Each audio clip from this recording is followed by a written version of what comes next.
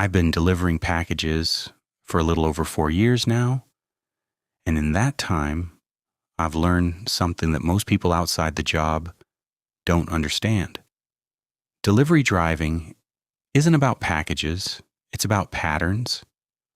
You learn the rhythm of a route the way a musician learns a song, not by memorizing every note, but by feeling where the beats fall. Which driveways have dogs? Which porches have cameras? Which customers open the door before you knock, and which ones won't answer, even if you stand there for 10 minutes. You learn when to leave a package and when to wait. You learn when a signature matters and when it's just a formality. After enough time, the whole thing becomes automatic. Your body does the route, and your mind floats somewhere above it, half present, half dreaming.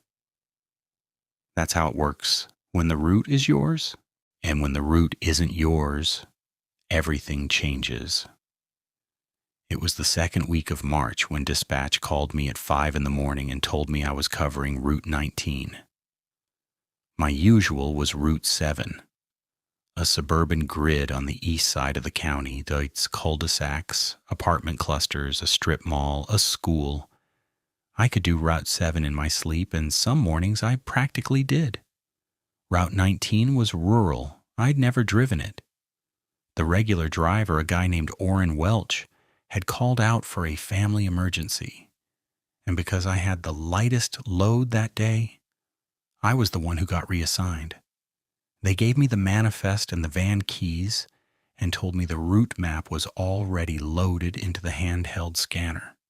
41 stops. Not a lot by suburban standards, but out in the rural stretches, the distance between stops could be 5, 10, even 15 minutes of driving. Long, empty roads, lined with trees and fence wire. Gravel driveways a quarter-mile long. Mailboxes so far from the houses, they might as well have been in a different zip code. I'd covered rural routes twice before, both times closer to the county line, and both times I'd come back to the depot feeling like I'd spent the day delivering to a different century. I loaded the van and pulled out of the lot by 6:15. The first dozen stops were fine. Spread out, sure, but nothing unusual. Farmhouses, modular homes, a couple of newer builds set back from 2-lane roads. People out here either met you at the door with a nod or didn't appear at all, and you left the package wherever the delivery note said. Most of them had instructions.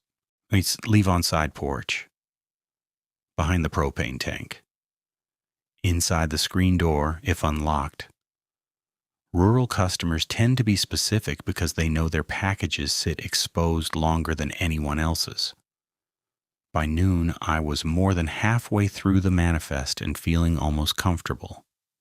The scanner GPS was decent, and the roads, while narrow and winding, were well maintained enough that I wasn't bottoming out the van. I'd stopped once at a gas station to use the restroom and buy a water, and the woman behind the counter had looked at my uniform and asked if I was new. I told her I was covering for someone. She'd said something like, "Good luck with the back roads," and I hadn't thought much of it at the time. Stop 34 was where things started. The scanner directed me onto a road called Pender Hollow Lane. It wasn't marked with a sign at the turnoff, just a break in the tree line where the asphalt gave way to packed dirt and gravel. The canopy closed in fast. Within about 30 seconds of turning, the light dropped by half. Not dark exactly, but filtered. The kind of green-gray diffusion you get under old hardwoods in early spring, when the leaves aren't fully out but the branches are thick enough to block most of the sky. The road was narrow. One lane, technically, though you could probably squeeze 2 vehicles past each other if one of them pulled onto the shoulder. I didn't see any tire tracks besides what the van was leaving. The scanner said the road was 1.3 miles long, 3 deliveries on it, stops 34, 35, and 36. After that, yes, the road looped back out to the main road and continued south for the last 5 stops. Stop 34 was the first house. It appeared on the right about a quarter mile in, a single-story ranch with faded yellow siding and a covered porch. There was a pickup truck in the driveway, a plastic chair on the porch, and a bird feeder hanging from the gutter. Normal. The package was a small box, no signature required. I left it on the porch, scanned it, and got back in the van. Stop the 35 was about a half-mile deeper. A 2-story house, white with green shutters and a detached garage. Older but well kept. Garden beds along the front, a wind chime on the porch, curtains in the windows. The package was a medium box. Looked like it could be books or dry goods. Also no signature required. I left it at the front door, knocked twice, and walked back to the van. I thought I saw a curtain shift in an upstairs window as I was pulling away, but I didn't dwell on it. People watch deliveries from inside. That's common everywhere. Stop 36 was the last house on the road, and the road ended about 50 yards past it in a turnaround. Just a wide spot in the gravel where you could swing the van around without reversing. The house sat on the left side, set farther back from the road than the other two, maybe 80 feet from the gravel to the front steps, with a dirt path that had once been a proper walkway, but had mostly returned to mud and packed earth. The house was a bungalow-style build, probably from the 1940s or 50s. Wood frame, a low-pitched roof with overhanging eaves. The paint had been dark green once, but most of it had gone to gray, and the kind of gray that wood turns when it's been exposed for decades without recoating. There was a porch, just a narrow concrete slab with a single step up, and a front door that looked solid. Heavy. The kind of old wooden door with 3 recessed panels and a tarnished brass knob. No vehicles in the front, no garden, no decoration. The windows had curtains, dark fabric, pulled shut, all of them. There was a mailbox at the end of the path, the old rural kind, mounted on a wooden post, and it was closed. The flag was down. The house wasn't abandoned. It didn't look abandoned. It looked occupied but sealed, like someone lived there but had no interest in being seen. I checked the scanner. The package was a small padded envelope, and the delivery note read, "Signature required. Deliver directly to resident. Do not leave unattended." That's not unusual for certain items. Medication, legal documents, high value, small goods. You see it maybe 3 or 4 times a day on a suburban route, but on a rural route where most people either trust porch delivery or have someone home all day, it was slightly less common. Still nothing alarming. I grabbed the envelope, walked up the path, stepped onto the porch, and knocked. I knocked 3 times. Firm, evenly spaced, the way we're taught. Then I waited. Nothing happened. I knocked again. Same pattern. Waited about 20 seconds. No footsteps. No sound at all from inside. I looked at the door. It was closed tight. No gap at the bottom. No rattle in the frame. I tried to peer through the nearest window, but the curtains were opaque. Not a sliver of space between them. I checked my watch. It waited another 30 seconds. Knocked a 3rd time, harder. Called out, "Delivery package requires a signature." Silence. At that point, standard protocol says I should leave a delivery attempt notice, a small sticker on the door, and take the package back for a reattempt the next business day. And that's what I would have done. But before I pulled out the notice sticker, I did something I sometimes do on unfamiliar routes, mostly out of habit and partly because dispatch gets annoyed when drivers don't attempt basic troubleshooting before returning packages. I pulled up the delivery history for the address on the scanner. The scanner stores a rolling log for each address, past deliveries, statuses, timestamps, and if a signature was collected, the signature image.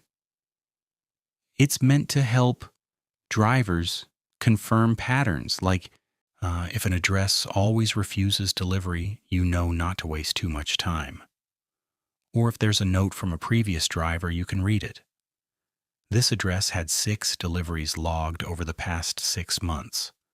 All 6 were listed as completed, signature obtained. All 6 were packages with the same deliver directly to resident instruction. I scrolled through the timestamps. They were spaced almost exactly 1 month apart. 1 in September, 1 in October, November, December, January, February. This March delivery would have been the 7th. I tapped on the first signature image. The signature was a name. I couldn't read it clearly. It was stylized the way most signatures are, half cursive, half scrawl, but it was consistent. A capital letter at the start, a flowing middle, a trailing end. I tapped the second one. Same signature. It's same handwriting. I tapped the third. Identical. Fourth, fifth, sixth. All the same. Exact same signature. Not similar. Not the kind of family resemblance you get between relatives who were taught handwriting by the same parent. The same hand, the same pressure, the same line weight, the same little uptick at the end of the last letter. Now, I need to explain something here because this is the point where a normal person might think, so what? Someone signs for their own packages every month. Same person, same signature. That's how it's supposed to work. And they'd be right in most cases. But there was something about the consistency that unsettled me. Not just that the signatures matched, but that they matched perfectly. Human signatures vary, even when someone signs their name the same way 1,000 times. There are slight differences: pressure, speed, slant, spacing. These 6 signatures didn't just look like the same person. They looked like the same moment. Like the exact same physical act of signing had been duplicated and pasted into 6 different delivery records. The pen strokes didn't just match in shape. They matched in weight, in hesitation, in every microscopic wobble and flow. I stood on that porch, looking at the scanner screen for probably a full minute, flipping back and forth between the images. Then I looked up at the door. The door was closed. It looked like it had always been closed. Like it had been closed since the house was built. I knocked one more time. I don't know why. Habit, maybe, or something else. The sound of my knuckles on that wood was flat and dense, like knocking on a tree trunk. No resonance. No hollow rattle. Just solid dead wood absorbing the impact. No one answered. I stuck the delivery notice on the door, walked back to the van, and drove to the turnaround. As I swung the van around, my headlights swept across the front of the house. It was overcast enough that the automatic lights had kicked on. And for a moment, the windows reflected the light back at me, and the whole face of the building looked like it was staring. I finished the remaining stops on the route in about an hour and a half. Normal deliveries, normal houses. A guy at stop 39 waved at me from his tractor. A woman at stop 40 asked me if I was new, and said Orrin usually came by earlier. I told her I was filling in. She nodded and took her package inside. When I got back to the depot and turned in my scanner and manifest, I almost didn't say anything. That's the culture of this job. You see strange things, you move on. Dogs that stare at empty rooms. Houses where the mail piles up for weeks and then one day it's all gone. Addresses where the delivery instructions change every month in ways that suggest the person writing them is losing their mind. You see it, you note it if it's relevant, and you keep moving. Getting involved is not part of the job description, but something about those signatures stayed with me. When I was clocking out, I passed by the dispatch office and saw Janine, one of the senior coordinators, still at her desk. I stopped in the doorway and asked her casually if she knew anything about Route 19. She asked what I meant. I told her I'd had a signature-required package on Pender Hollow Lane, last house on the road. Worse than no one had answered. She checked the system and said she'd flag it for reattempt. Then, almost as an afterthought, I said, "The delivery history for that address is a little weird. 6 completed deliveries, all signature required, and the signatures all look identical." Janine looked at me for a second. Not alarmed, not curious exactly. More like she was deciding something. Then she said, "Orrin handles that one. He'll be back Monday." That was it. No follow-up, no explanation. Just a reference to the regular driver, spoken in a tone that suggested the conversation was over. I said okay, clocked out, and went home. That night I sat in my apartment eating leftover pasta and thinking about the door. Not the signatures, the door, the way it had looked, the way it had sounded when I knocked. Complete absence of response from inside. I've knocked on thousands of doors. I know what an empty house sounds like from the outside, and I know what an occupied house sounds like when someone is choosing not to answer. The difference is subtle, but real. An empty house has a kind of openness to it, even through a closed door. The sound disperses, bounces around hollow rooms. An occupied house absorbs the knock differently. There's mass inside. Furniture, bodies, air being breathed, heat being generated. You can feel it even if you can't articulate it. That house on Pender Hollow Lane felt occupied, but not in the way a house with a living person in it feels occupied. It felt full, dense, like the air inside was heavier than the air outside, pressing against the windows and the door from within. Or I told myself to stop thinking about it and turned on the television. Orrin didn't come back Monday. Or Tuesday. Dispatch said his family emergency was ongoing and they didn't have a timeline. They asked me to cover Route 19 again for the rest of the week. I agreed, partly because the overtime was good, and partly because, and I'm being honest here, I wanted to go back to that road. I don't mean I wanted to go back to the house. I mean I wanted to see the road again in a different context. In daylight without the overcast. On a day when maybe whatever oddness I'd felt would evaporate under clearer conditions and simpler thinking. That's what I told myself. Tuesday's manifest had 43 stops. 2 on Pender Hollow Lane. Stops 35 and 36 again. The second house and the last house. Same positions on the route.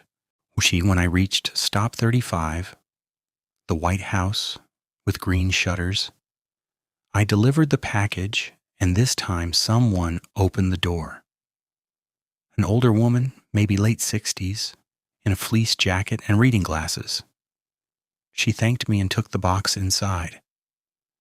As she was turning, I said, without really planning to, Do you know if anyone's home at the last house? I tried to deliver there on Friday and no one answered." She paused, looked at me with an expression I can only describe as careful, not scared, not confused. Careful, like someone choosing their footing on ice. "That house has been there longer than I have," she said. "Someone picks up the mail. That's about all I can tell you." "Have you ever met the person who lives there?" She adjusted her glasses. "I've lived on this road for 11 years. I've never seen anyone come in or out of that house." She said it simply, the way you'd state any fact about your neighborhood. "The Hendersons have a pool. The road floods in April. Nobody comes in or out of the last house. Just a thing that's true, unremarkable in its permanence." I thanked her and left. At stop 36, the last house, I didn't have a delivery. The failed attempt from Friday was still in reattempt status, but the package was back at the depot because I'd returned it. It hadn't been reloaded for today. Someone in dispatch had probably decided to wait for Orrin, so I had no reason to stop. But as I drove past, I slowed down. Not dramatically, just eased off the gas and let the van coast. The house looked exactly the same: dark curtains, closed door, no car, no sign of life. But the mailbox flag was up, and that detail hit me harder than it should have. On Friday, the flag had been down. Now it was up. Someone had put mail in that box, or someone had raised the flag to signal outgoing mail for the carrier. Either way, it meant someone had been outside. Someone had walked to that mailbox, done something with it and gone back inside, or come from somewhere else and done it. But either way, there was activity, recent activity, within the last few days. I drove to the turnaround, came back, and stopped the van alongside the mailbox. I didn't open it. That's a federal offense, and I knew it even in the moment. But I looked at it. The box was old, black metal, a little rusted at the seams. The flag was a simple red lever, and it was pointing up at about 45 degrees. There were no footprints in the mud around the post, but the ground was firm enough that it might not have shown tracks. I sat there for maybe 30 seconds, then I drove out. That night, I looked up the address. I don't mean I did a deep investigation. I mean I typed it into a basic search engine and looked at what came up. The result was almost nothing. A property listing on a county assessor's site showing the lot size, the year built, 1947, and the owner's name. The owner was listed as an entity, not a person, a trust. The name of the trust was Hargrove Family Trust, and the mailing address for the trust was a P.O. box in the nearest town, about 12 miles from Pender Hollow Lane. I searched for Hargrove and the name of the town. Nothing specific. No obituaries, no news articles, no social media. The name existed in the county records and nowhere else that I could find. Wednesday, I drove Route 19 again.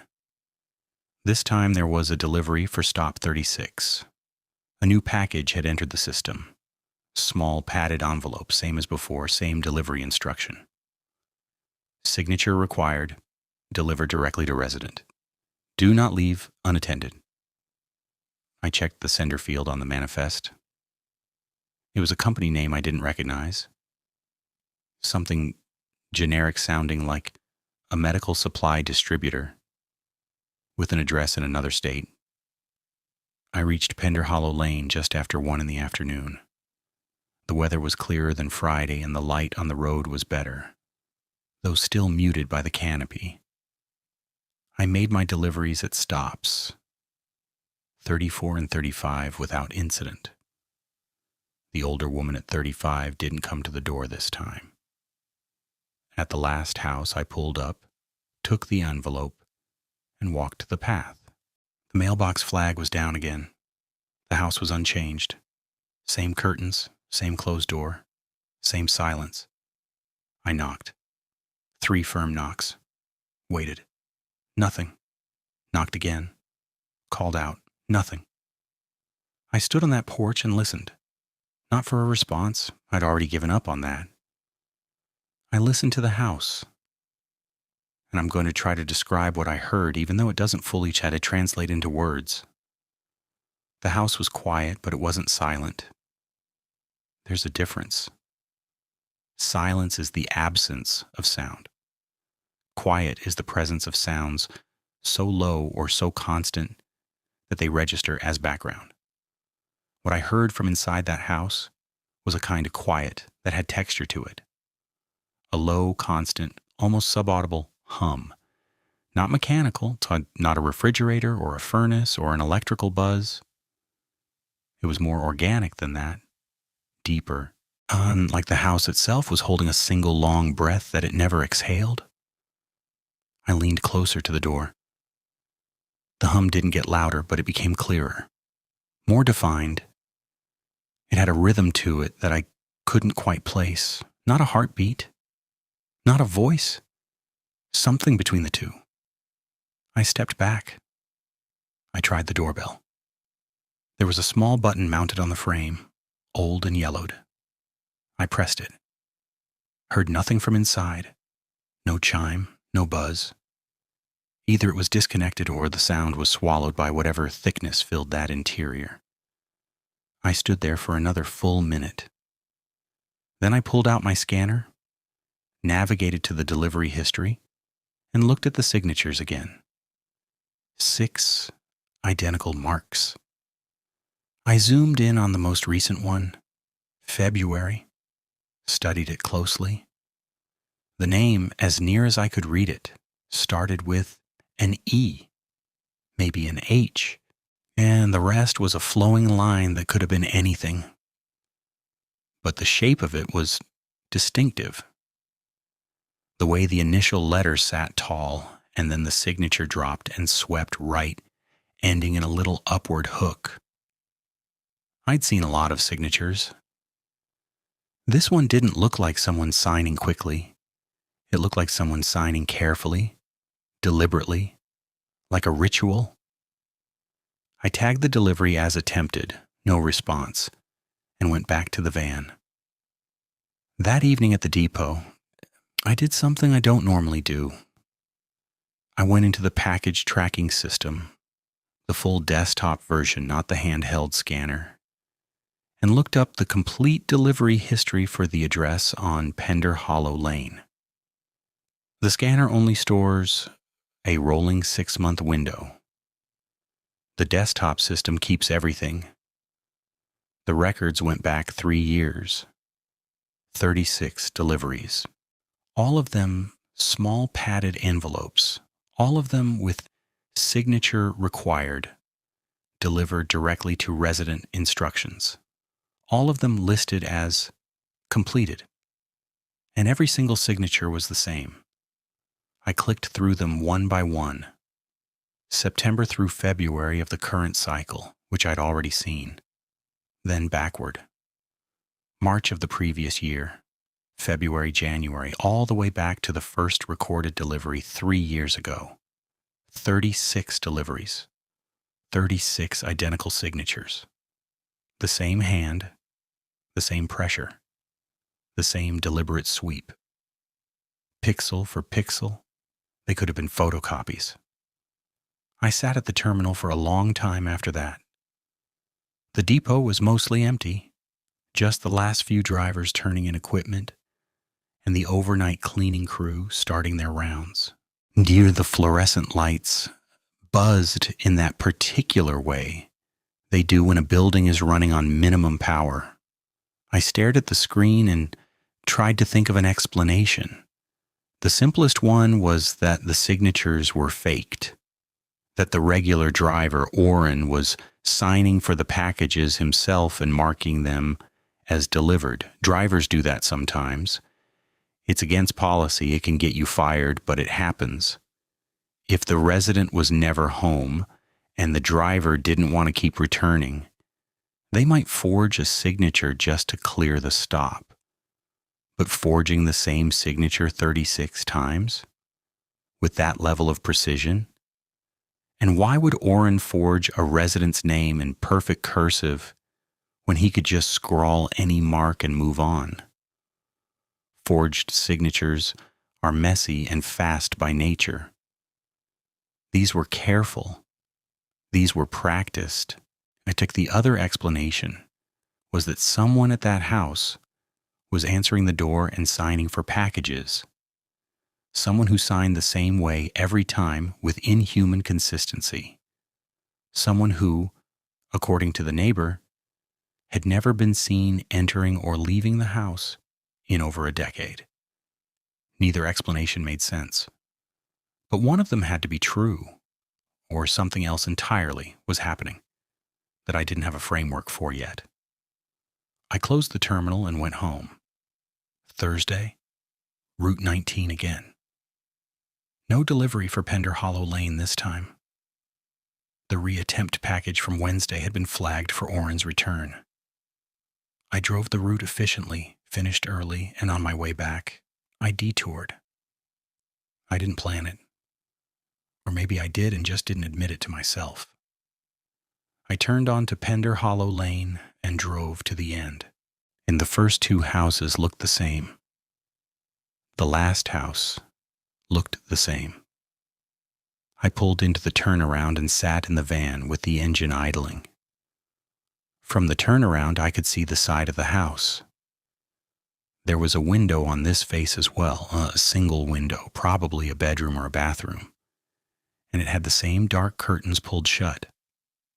Below the window, there was a basement vent, a small rectangular grate set into the foundation, the kind that allows airflow into a crawl space or unfinished basement. The grate was intact, but behind it, in the shadow, I could see something. Not movement, not light, just a difference in the darkness. A depth that suggested the space behind the grate was open and extensive, and that whatever was inside it was not simply stagnant air. I'm aware of how that sounds. I'm describing a basement vent on an old house and claiming I could perceive some quality of the darkness behind it. I understand that this seems irrational, but I'm telling you what I observed, and what I observed was a vent that didn't look right. The darkness behind it was too deep, too active, not moving, but somehow not still. I pulled out of the turnaround and left.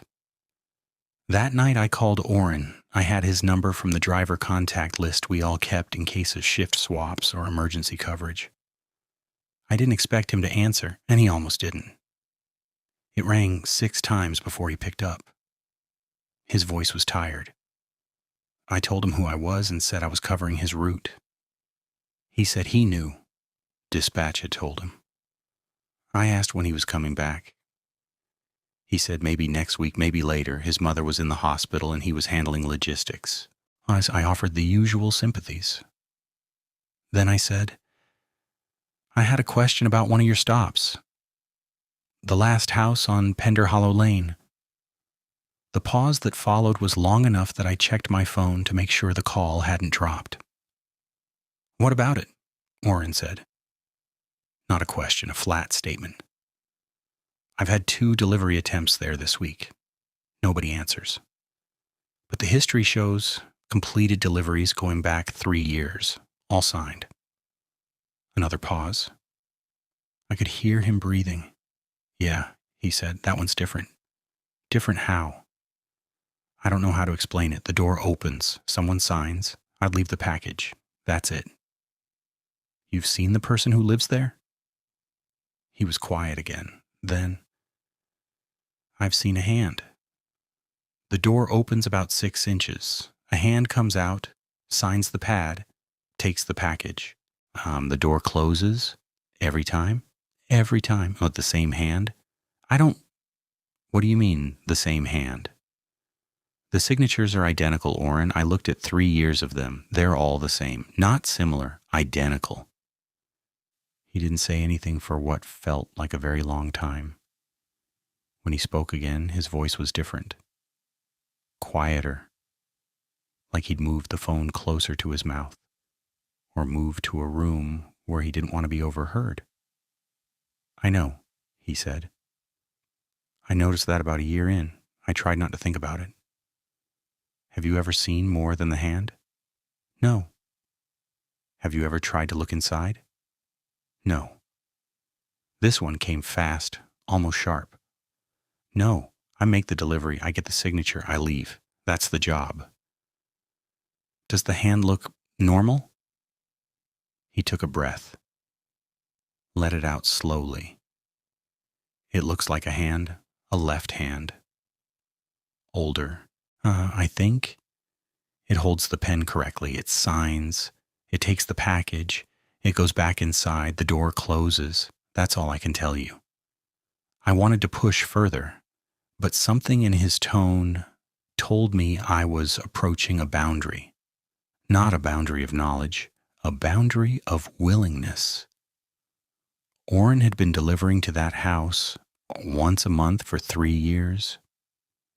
He had developed a system for dealing with it, and that system was built on not asking questions. I was threatening the integrity of that system, and he didn't want it to collapse while he was 200 miles away dealing with his mother's hospitalization. I thanked him and hung up. Friday was my last day on Route 19 before the weekend. The manifest had 40 stops. One on Pender Hollow Lane. Stop 35, the middle house. Nothing for the last house. The reattempt package was still held. I made my deliveries in order. When I reached stop 35, the older woman was outside. She was standing in her garden in a heavy sweater, looking at the bare beds as though she was planning where things would go when spring fully arrived. She looked up when I pulled in and watched me get out with the package. I handed it to her and she signed. As she did, I looked down the road toward the last house. From this angle, you could just see the roof line and the top of the front-facing wall through the trees. The dark curtains in the upper window were visible as 2 small dark rectangles. "Ma'am," I said, "I hope you don't mind me asking one more question about that house." She looked at me with that same careful expression. "Have you ever heard anything from down there?" "At night. Or any time?" She held the package against her chest and seemed to consider the question seriously. "When I first moved here," she said, "I used to hear something late at night. Very faint. I thought it was a radio or someone talking on a phone. It was never loud enough to make out words, just a cadence, like speech. But it went on for hours without stopping. No pauses, no back and forth. Just one continuous sound." "Do you still hear it?" "No. It stopped about 5 or 6 years ago. Or I stopped being able to hear it. One of the two." "Did you ever report it or ask anyone about the house?" "I mentioned it to the mail carrier once. He said the house had been receiving mail as long as anyone could remember. Someone collects it. That's all anyone seems to know." She thanked me for the delivery and went back inside. I stood in her driveway for a moment, looking down the road. Something was pulling at me. Not curiosity exactly. It was more like the feeling you get when you drive past an accident on the highway and you don't want to look, but your eyes go there anyway because your brain has identified something that doesn't fit the normal pattern of the world, and it won't let you rest until you've tried to process it. That's what the house on Pender Hollow Lane was doing to me. It didn't fit, it couldn't be rationalized, and it couldn't be ignored. And the space between those two facts was where the unease lived. I drove past the house, slowly on my way out. The mailbox flag was up again. Over the weekend, I tried to let it go. I cleaned my apartment, I went grocery shopping, I watched basketball, and I called my brother in another state and talked about nothing for 40 minutes. Normal life. But at odd moments, brushing my teeth before bed, waiting for the coffee maker in the morning, sitting at a red light, I'd think about that door. That solid, heavy panel door that Orrin said opened 6 inches, produced a hand, and closed again. A hand that signed the same signature 36 times with mechanical precision. I kept coming back to the signatures. Not what they implied, but what they required.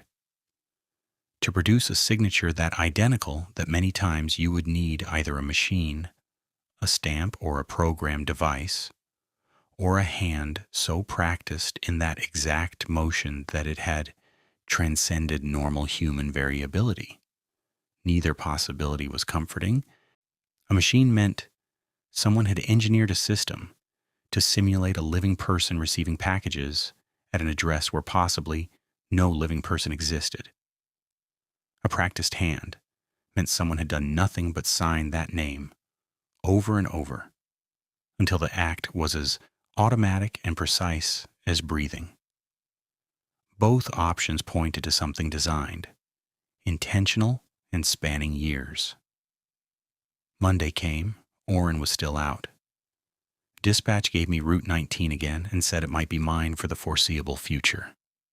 The manifest had 42 stops, and this time, stop 36.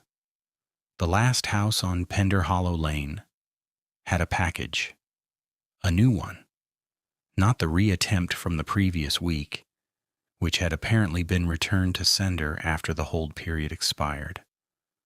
This was a fresh delivery, small padded envelope, same sender, in same instruction. Signature required. Deliver directly to resident. Do not leave unattended. Someone was still sending packages to that house every month like clockwork, and someone, or something, was expected to receive them. I drove the route. I did every stop in sequence. I didn't rush. I didn't drag my feet. I let the rhythm of the work carry me the way it always does. Stop to stop, scan and deliver, scan and deliver. When I reached Pender Hollow Lane, the light was good. Early afternoon, partly cloudy, the canopy letting more sun through than usual. The road looked almost pleasant, almost normal. I delivered to stop 34. No one home, left on porch. Delivered to stop 35. The woman took the package at the door. She looked at me but didn't say anything extra this time. I drove to the last house, and the mailbox flag was down.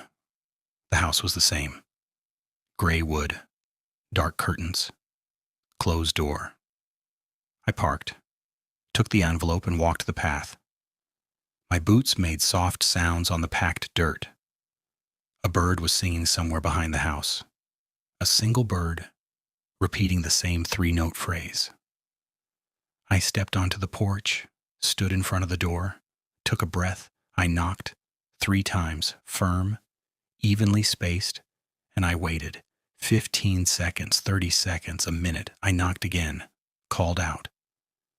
Delivery package for the resident. Signature required. The bird behind the house stopped singing. The silence that followed was total. Not the textured quiet I'd heard before. True silence. Like the air had been sucked out of the immediate area and replaced with nothing. I could feel it in my ears. A slight pressure change.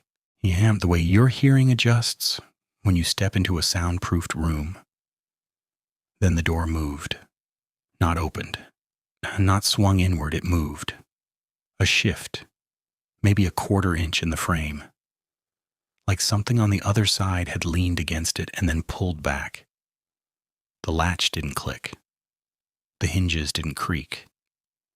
But the door moved, and I saw it move, and the movement was accompanied by a faint displacement of air, a breath of something from inside that reached my face before dissipating. The air smelled like paper, old paper, the kind of dry, faintly sweet, faintly chemical smell you get from a room full of old books or stacked documents. Not mold, not rot, not death. Paper. Acres and acres of paper. I stood very still. The scanner was in my left hand, the package in my right. The door was closed again. Or had it ever opened? Or the quarter-inch shift had been so subtle that I was already doubting whether I'd actually seen it. Then I heard the sound. It came from behind the door.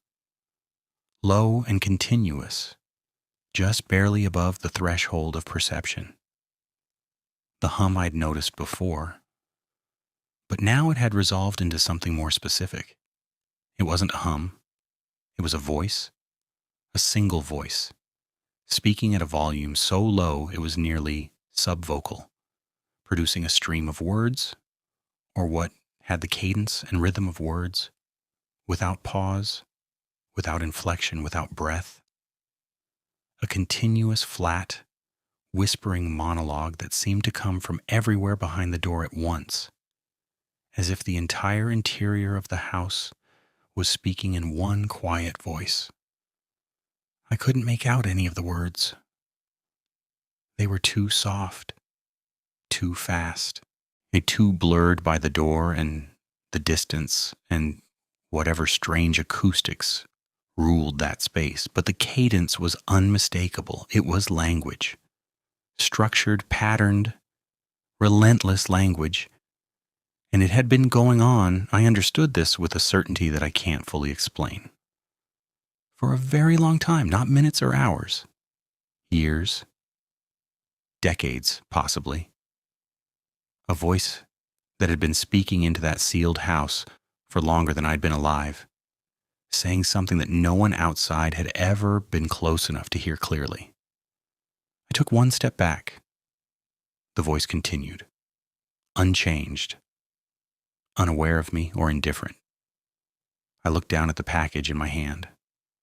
A small padded envelope, addressed to the Hargrove Family Trust, with a return address from a company in another state. Delivered monthly, signed for with impossible precision, accepted by a hand that emerged from a door that opened 6 inches and never more. What was in these envelopes?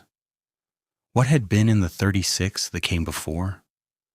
What was being delivered month after month, year after year, to a house that no one had ever seen anyone enter or leave, where a voice spoke without ceasing, and the air smelled of paper, and the darkness behind the basement vents was too deep and too active? I didn't open the envelope. I want to be clear about that.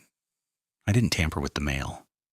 What I did was worse, in a way, because it was a violation not of law, but of the professional detachment that had kept me safe and sane in this job for 4 years. I made a decision. I set the envelope down on the porch, directly in front of the door.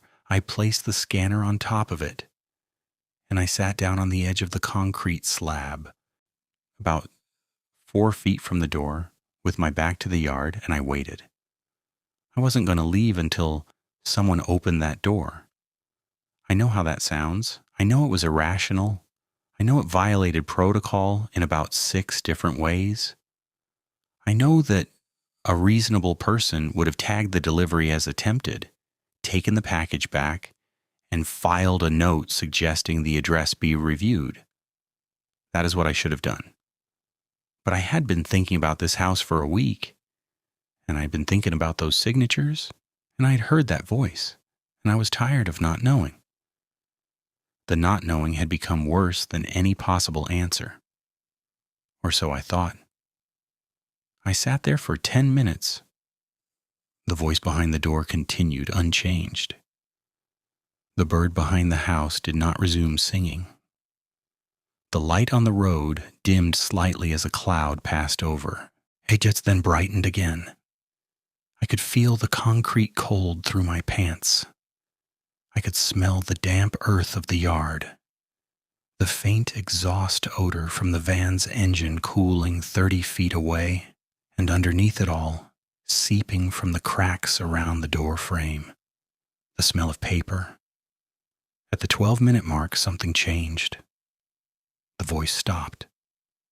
The silence was so sudden and so complete that it felt like a physical event, like a heavy object dropping into a still pond. One moment the sound was there, that low, ceaseless stream of speech, and the next it was gone, and the void it left behind was enormous. I became aware of sounds I hadn't noticed before. The tick of the van's engine, the distant rustle of wind in the canopy, my own heartbeat.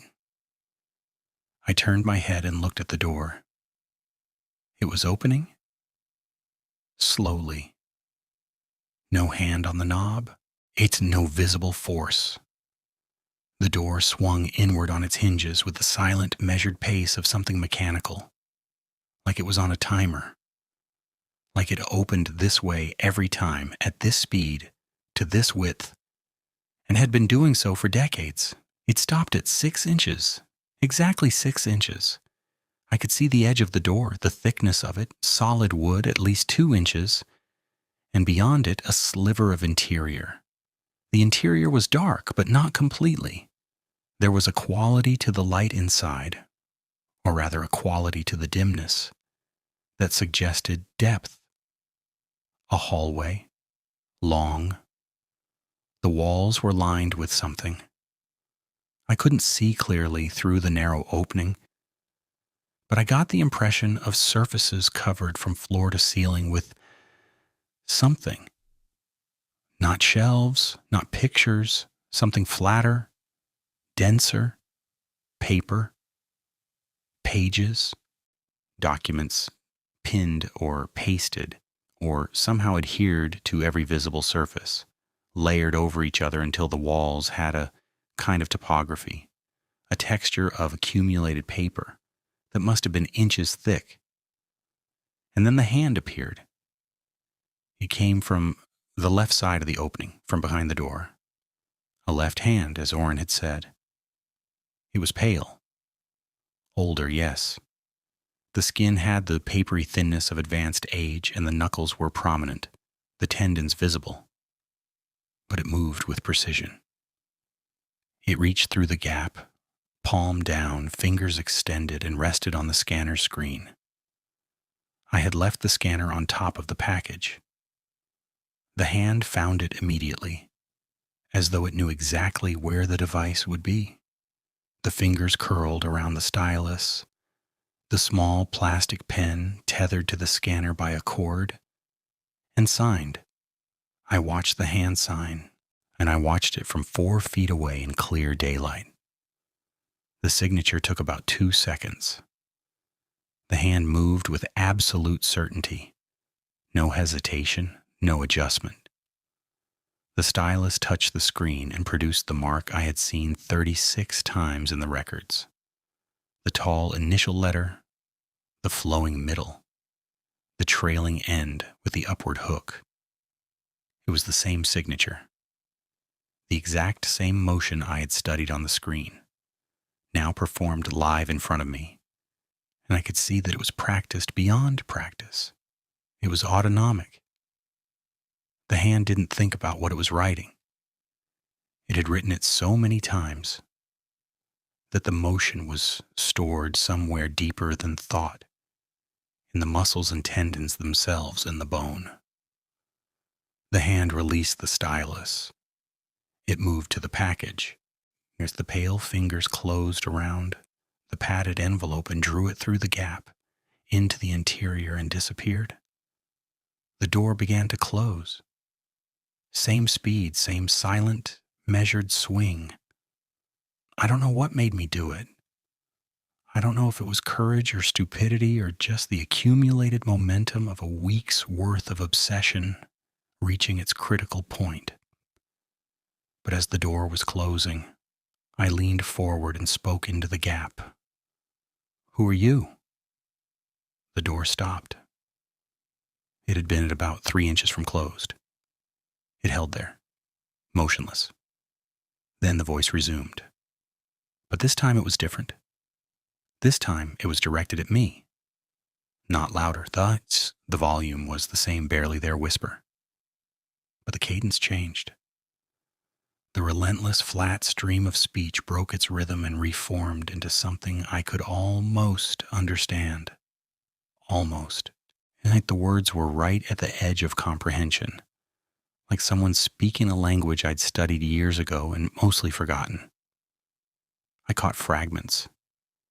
Shapes of meaning that dissolved the moment I tried to hold them.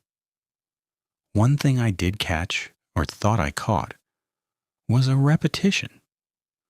A phrase that came back several times in the stream. It sounded like a name. The same name that was on the signature, or something close to it. Spoken over and over, woven into the larger flow of speech, as though the voice was identifying itself, or calling to someone, or reminding itself of something it was terrified of forgetting. The door closed, fully. The latch clicked with a small final sound. I picked up the scanner. The signature was recorded. Delivery complete. I stood up, walked to the van, got in, and drove out of Pender Hollow Lane. I finished the route. I don't remember the remaining stops. I must have made them because the manifest was complete when I turned it in. But my mind was in that hallway, in that sliver of dark space lined with paper, where a hand emerged from behind a door and signed for packages with the precision of a machine, and a voice spoke a name that might have been its own, over and over, in a house that nobody entered and nobody left. At the depot, I went to the tracking terminal one more time. I pulled up the address. I looked at the sender information for the most recent delivery and the 36 before it. The sender was always the same company. I searched for the company name. It existed. It was a legal records fulfillment service. A company that retrieves, copies, and mails documents from court archives, property registries, vital records offices. They send paperwork, legal paperwork, birth certificates, death certificates, deeds, wills, probate filings. For 3 years, once a month, this company had been sending a legal document to a house on Pender Hollow Lane. And once a month, a hand had emerged from behind a door, signed for it, and taken it inside. I thought about the walls, the layers of paper lining the hallway, document after document, accumulated over years, maybe over decades if deliveries had been happening before the digital records began. A house slowly filling with paper, legal paper, the kind of paper that proves someone existed or owned something or died or was owed something to someone else. A house becoming an archive. A house becoming a filing cabinet for one family's legal identity. It's maintained by a hand that signed and signed and signed without variation, attached to a voice that spoke without stopping in the dark. What was the voice saying? What name was it repeating? And to whom? I don't know. I didn't go back. Orrin returned the following Monday. I transferred Route 19 back to him and returned to my suburban grid. We passed each other in the parking lot that morning. He looked tired. I stopped him and said, "I delivered to the last house on Pender Hollow." He looked at me. His eyes were flat. "The door opened," I said. "I saw the hand." He nodded slowly. "I heard the voice," I said. Something shifted in his expression. It wasn't surprise, it was recognition. The look of someone who has been carrying something alone for a long time and has just discovered that someone else can see it too. Did you understand any of it? He asked. No, almost. But no. He stood there for a moment, keys in hand, looking at the ground. Then he said, I've been on that route for 6 years. The first time the door opened and the hand came out, I almost quit. I went home that night and sat in my truck in the driveway for an hour before I could go inside my own house. Because I kept thinking, what if my door does that? What if every door does that and we just don't know it because we never wait long enough? He looked up at me. After a while, you stop thinking about it. You train yourself not to. You make the delivery. You get the signature. You drive away. That's the job. That's all the job has to be. He walked to his van, got in, and pulled out of the lot. I went back to Route 7. My route. My cul-de-sacs and apartment clusters and strip malls. My normal, predictable, comfortable grid. And for a while, it was fine. The rhythm came back. The automatic ease of a route I knew by heart. The safe, mindless repetition of delivering things to people who opened their doors and took them inside and closed the door and lived their lives. But I noticed something after Pender Hollow Lane. Something I can't unnotice. I started paying attention to doors. Not just the ones I delivered to, all of them. The front doors of houses I drove past. The apartment doors I walked through hallways to reach.